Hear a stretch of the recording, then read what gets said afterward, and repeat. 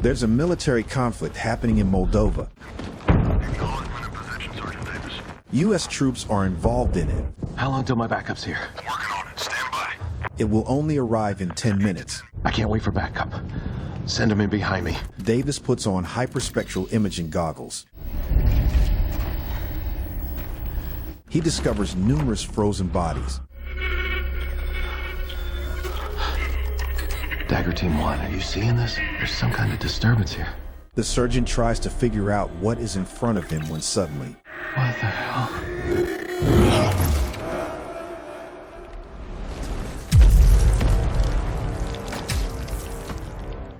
Meanwhile, in the U.S., DARPA researcher Dr. Mark Klein presents his innovative invention to his management, a machine capable of destroying various materials using microwaves. The management intends to use this machine as a weapon in the Moldovan war, but Klein is against the idea, as he created it only as a means of intimidation against the enemy. It's war. It's the business we're in. The chief informs Klein that he has received orders from the army to send him to Moldova to address some issues with his previous invention, the hyperspectral goggles. Mark Klein arrives in Moldova at a U.S. military airbase. Here, he meets General Orland, who tells him about the nature of the military conflict and the work of the American soldiers. But this thing your camera found, it's a whole new piece of business. Orland hopes that Klein will find a scientific explanation for the incredible phenomenon captured by the hyperspectral goggles. Orland shows Klein recordings that reveal mysterious humanoid figures. Klein doesn't know what they are yet, but intends to find an explanation as soon as possible. Later, Klein meets CIA agent Fran Madison, who demands that he sign a classified information non-disclosure agreement. Madison, Orland, and Klein then head to the secret information collection and processing point. Officers show Klein a unique video filmed by Sergeant Davis, the best soldier on Delta Force team. It captures an attack by a ghost, imperceptible to the naked eye. How would you defend yourself against an invisible enemy? Write in the comments below.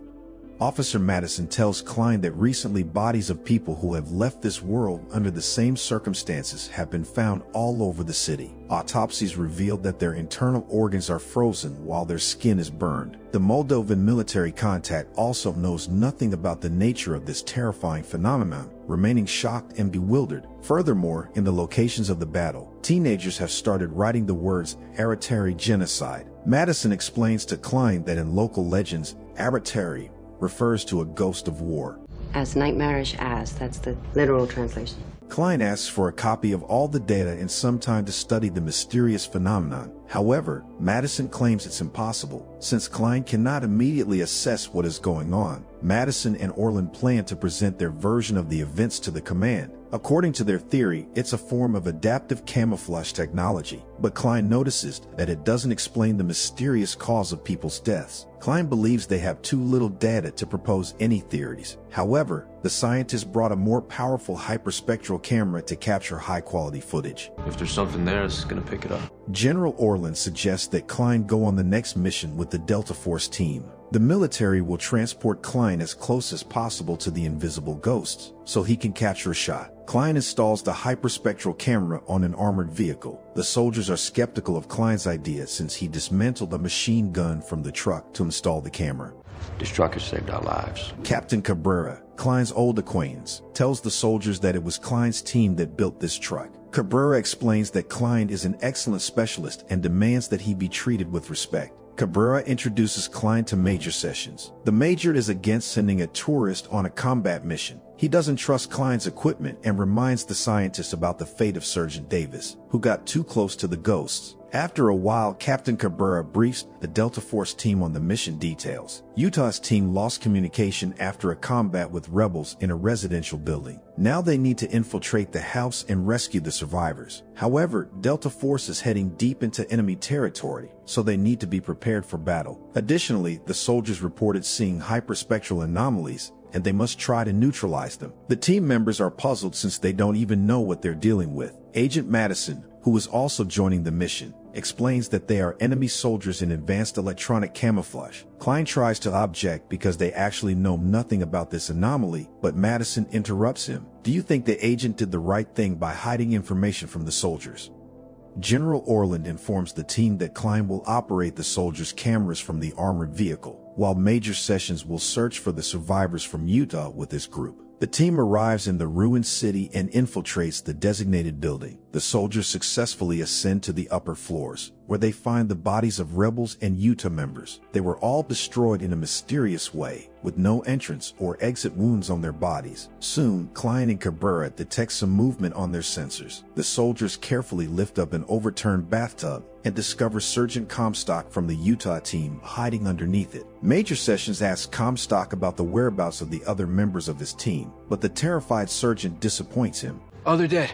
Comstock reveals that the bodies of the others are on the upper floor, and they were all eliminated by something supernatural. The team ascends to the next floor, where they find dozens of lifeless bodies. One soldier enters a distant room and suddenly spots a moving anomaly. The soldier opens fire, but the bullets pass right through it. The ghost attacks the soldier and instantly terminates him. Captain Cabrera orders the soldiers to switch to heavy artillery and eliminate the hyperspectral target at any cost. However, the ghosts are the first to engage in the battle.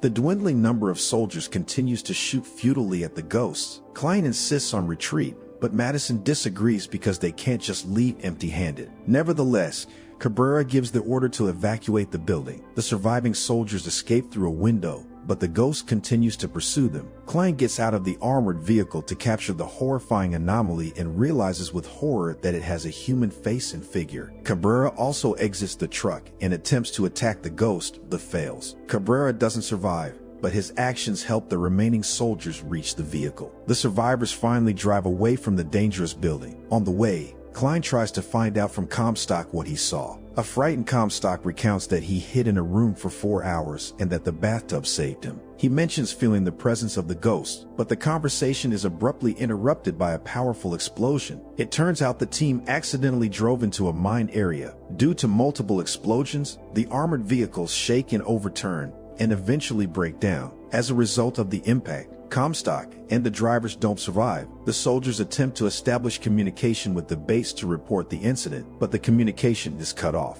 Klein dismantles the hyperspectral camera and all the survivors set out in search of temporary shelter. Making their way onto the premises of an abandoned factory, the surviving soldiers discuss what happened. They conclude that it is not active camouflage, as humans cannot pass through walls or let bullets pass through them. This thing's killed at least 19 of our men, and we have no idea what it is. Klein tells the soldiers that this entity has a human form, but its nature is inexplicable. The fighters discover that their goggles are malfunctioning, and Klein suggests using the remaining camera to monitor the area outside the factory. The team notices numerous ghosts on the street attempting to enter the building, but something is stopping them. It turns out that someone scattered iron filings around the entire building, and the iron inexplicably blocks the path for the ghosts. Suddenly, the team hears a noise coming from a room upstairs. The soldiers break down the door and find two siblings named Sari and Bogdan inside. Since the children don't speak English, Frank Madison, who knows their native language, communicates with them. Sari reveals that besides them, there is no one else in the factory. Soon, the soldiers discover an electrical transmission tower and attempt to contact the base. Meanwhile, Klein and Madison are talking with the children. Sari explains that the idea to scatter the iron filings around the factory was their father's. Klein is eager to meet him because he obviously knows something about the ghosts. Sari leads Klein and Madison to her father's body, which was attacked during the creation of the barrier. Sari doesn't tell Bogdan the truth, and the boy believes their father went to seek help. Klein searches the man's body and finds a pendant made of ceramic tiles and a map of Masara, a location upstream of the river. Sari reveals that the Aragar emerged there. Meanwhile, the soldiers contact General Orland, who promises to send helicopters and tanks to pick them up in an open area half a mile from the factory. The team believes they won't be able to cover that distance since the outside is full of hyperspectrals. However, Klein comes up with a plan. He suggests creating grenades from the iron filings that can stop the supernatural enemy. Additionally, Klein plans to convert the hyperspectral camera into a spotlight so that the soldiers can see the enemy with the bare eye. He also intends to instruct the engineers at the base to construct similar spotlights. Later, Sari finally tells Bogdan the truth about their father and hands him over the ceramic tiles necklace. Suddenly, the team hears a noise nearby. They activate the spotlight and realize that the enemy has found a way to attack them.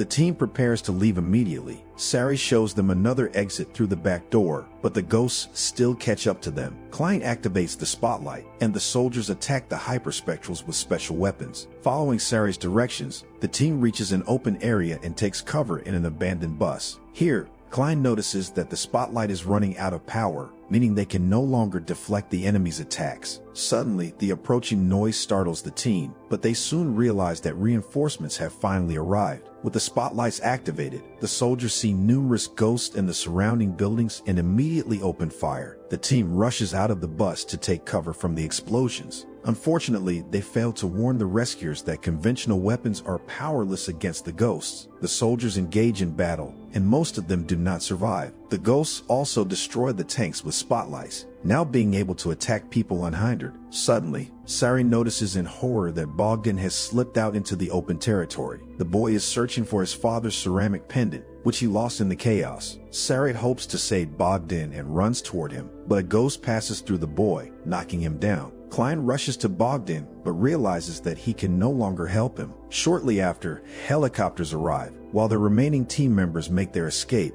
Klein comes up with a plan to stop the approaching ghosts.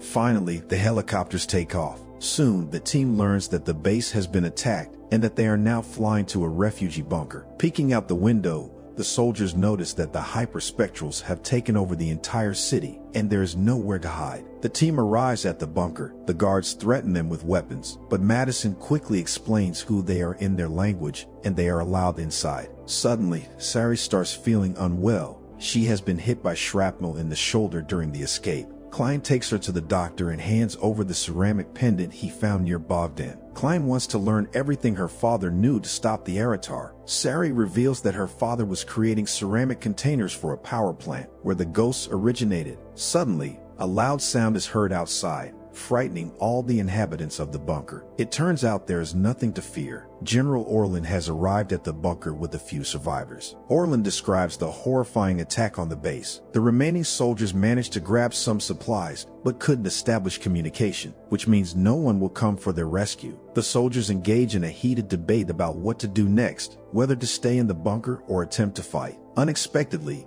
Klein interrupts their argument and shocks everyone with a remarkable assumption. I know what they are.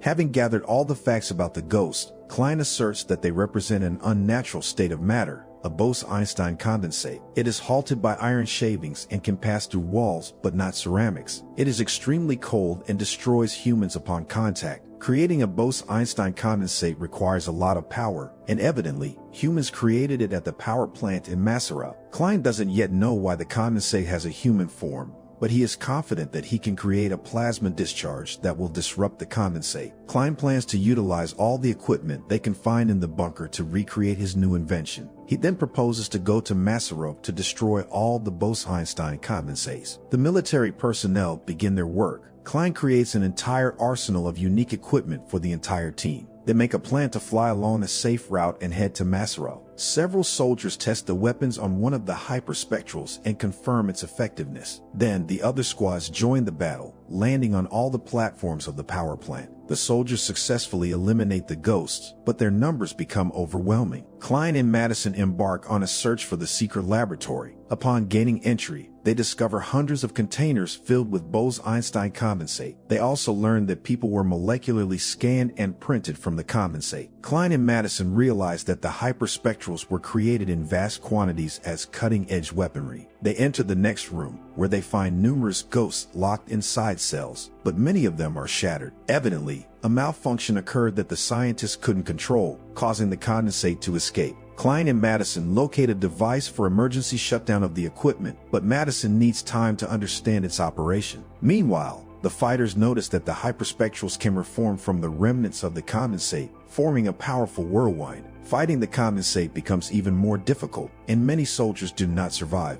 Madison realizes that to deactivate the device, the ports need to be opened, the bracket pulled out, and the cables reached. These actions should stop the condensate. The hyperspectral continue to attack the soldiers while Klein performs the necessary actions. At the last moment, he stops a huge machine, and the ghosts begin to gradually dissolve in the air. But soon, Klein and Madison hear noise from a distant room. They enter and discover the brain and peripheral nervous system of actual people inside capsules. Klein realizes that the ghosts still feel pain, and he deactivates them to finally give them peace. The danger is over, and the American Army sends helicopters to Masarov to rescue the team. Sometime later, the Delta Force team prepares for another mission, and Klein says goodbye to General Orlan, Fran Madison, and Sari, after which he flies back to the United States. How would you fight against the Aratar in the place of main characters? Share your thoughts in the comments, like and subscribe to the channel, and don't forget that the best comments will appear in the next video. Catch you later.